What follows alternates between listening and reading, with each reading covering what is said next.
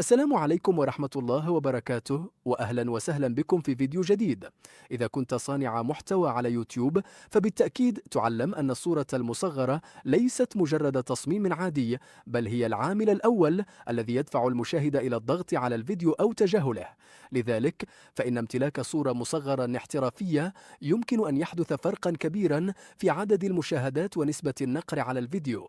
في هذا الفيديو سنتعرف على موقع Easemate AI، وهو أداة ذكية تعتمد على تقنيات الذكاء الاصطناعي لإنشاء صور مصغرة احترافية خلال دقائق، دون الحاجة إلى أي خبرة في التصميم أو استخدام البرامج المعقدة. يعتمد نجاح أي فيديو على عنصرين أساسيين: عنوان جذاب وصورة مصغرة تلفت الأنظار. فحتى لو كان محتوى الفيديو مميزا، فإن صورة مصغرة ضعيفة قد تمنع المشاهد من النقر عليه، مما يؤثر بشكل مباشر في عدد المشاهدات وانتشار الفيديو.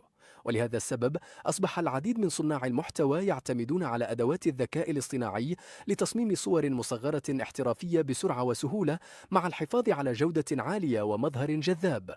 وخلال هذا الشرح سأوضح لكم خطوة بخطوة كيفية استخدام موقع إيزميت AI لإنشاء صورة مصغرة احترافية، بالإضافة إلى طريقة تعديل الألوان وإضافة النصوص وتغيير الخلفيات، حتى تحصل في النهاية على تصميم مميز ينافس أكبر قنوات اليوتيوب.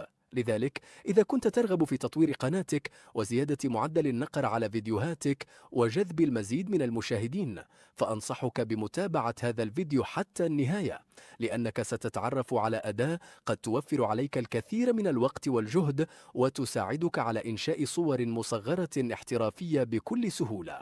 والآن دعونا نبدأ الشرح مباشرة.